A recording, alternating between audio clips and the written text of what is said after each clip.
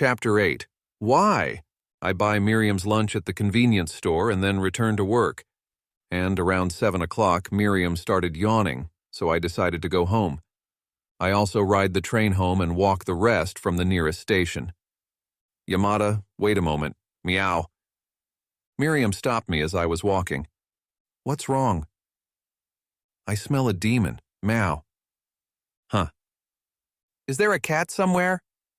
No, you doofus, meow. You sure you don't have a screw loose? Yeah, no. I mean, never mind, meow. You might call all of them a demon, but there are all sorts of versions, meow, so it doesn't necessarily have to be a cat, meow. Well, cats don't really feel like demons anyways, you know. There are some here in this world, or did it come from the other side? I don't know, but demons are harmful to people. It's dangerous, meow. Harmful. Hitting someone's face with a tail while they are sleeping? I experienced that this morning. That's because you didn't wake up. It's the kindness of a pet cat that ensures its master doesn't run late. You might have forgotten, but while I'm a demon, I'm also your familiar. I don't do that kind of harm. At most, I just sneak a bite to eat. You cheeky cat. Is that demon strong? Nah, its magic power isn't that great. It's practically a pushover, meow. I really don't get these standards. Should we check it out? Yeah, I'd like to check it out, meow. Got it. Which way? That way, meow. Miriam pointed with her tail, so I followed her directions. Finally, we arrived at a park in the residential area. Here? Yeah. Over there, meow. Miriam pointed with her tail towards the public restroom. I'll have a look, but you've got to cover me. I'm still a rookie wizard after all. Got it. This should be a breeze for me, but you need the practice, meow. Best to get used to it. Getting used to it, huh? I prepared myself to focus my magic power at any moment and walked towards the toilet. Entering the men's side, I was taken aback because I saw a man clinging to a young woman. Uh-oh. The guy seems like trouble. I should avoid him. As I thought that and was about to turn around, the man noticed me and glared. What? Oh, sorry. For some reason, I found myself apologizing instinctively. Shh, did you see? The man said that and released the woman. Then, the woman just collapsed. Huh! The woman seems unconscious, with no strength and her eyes closed. Well, can't help it since I've been spotted. Saying this, the man suddenly charged at me. Oof! The man grabbed my shoulder and opened his mouth wide. Seeing this, I quickly infused my knee with magical power and struck his stomach. Go! Ooh! Go! The man doubled over, clutching his stomach with both hands, and stumbled back a few steps. Honestly, in this scenario, he looks just like someone with a stomach problem. Finding that thought slightly amusing, my fear quickly started to fade. Stay sharp, meow. Huh?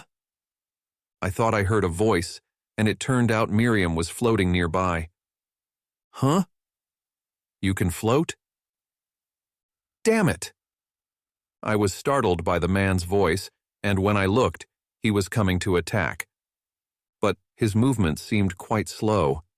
I don't know if it was because the man was damaged or because I became calm. I filled my hand with magic power and calmly struck the man's abdomen. Gugh! The man fell down like a collapsing building and became completely motionless. Phew! After taking a breath while looking at the motionless man, Miriam landed on my shoulder. For a beginner, it wasn't bad, but your follow-through is weak. Don't take your eyes off until you deliver a finishing blow properly. Well, you flying distracted me. Well, you suddenly started talking to me. And, by the way, if you can fly, then just fly, okay? Why are you perching on my shoulder? I thought this way would be more soothing for you, meow. I pet Miriam on my shoulder as she said that. You're right in that regard? Animal therapy. More importantly, there is something else coming, meow. Huh? What's this about? Don't move, please. I turned around when I heard a female voice and saw a high school girl with long black hair and a ponytail standing there. You can tell she's a high school girl because she's wearing a uniform. I was at a loss for words. This was because the high school girl was holding a sword and pointing it at me. Don't move! Well, this is the men's restroom, you know. Are you okay? Huh? Ugh. Upon being pointed out, the high school girl surveyed the restroom, glanced at the urinal, her face turned red, and then she glared at me. Oh, this is bad. It's an incident. This is very bad. Huh? Haven't we met somewhere before? I feel like I know her. Huh? Oh, at the convenience store. Oh, I see. She's the high school girl who I treated to water at the convenience store. Kichi-kun, is something the matter? This time, a young man in a suit entered the toilet. Ah, Kirigaya-san. And who the hell is this? Kichi-kun, put away your sword. After looking at me, then the collapse man and women, Kirigaya-san commands the high school girl. Huh? But, do it already? Yeah? Yes? When the high school girl Tachibana went to the exit of the restroom, using only half her body, she bent down, pushing her bottom my way. I almost caught a glimpse of something, but I quickly averted my gaze. The high school girl took the scabbard and sword bag and put away the sword. Excuse me. What on earth is going on? Kirigaya-san is asking, but that should be my line. But I'm kind of scared, so I won't say it. I was on my way home from work when I was attacked by this man after stopping at the restroom. There was also a woman who had collapsed, and all of a sudden, that girl over there pointed a sword at me. Upon hearing that, the high school girl made a very regretful face. I'm sorry. Actually, that man is on the wanted list. A wanted list? Did he do something? No, more importantly, is this person a police officer? Excuse me, are you by chance a police officer? It's not exactly the same, but think of it as something along those lines. Huh? What about that high school girl over there, then? Could they possibly be undercover agents? But why a sword? I'm somewhat confused. That's understandable.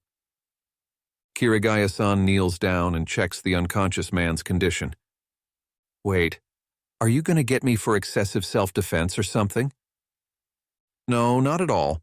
However, could I trouble you for a moment of your time? This isn't the place for it, so I'd kindly ask you to come with me. Ooh-ah. To think, after 35 years of living an honest life, I'm being asked to follow police peacefully.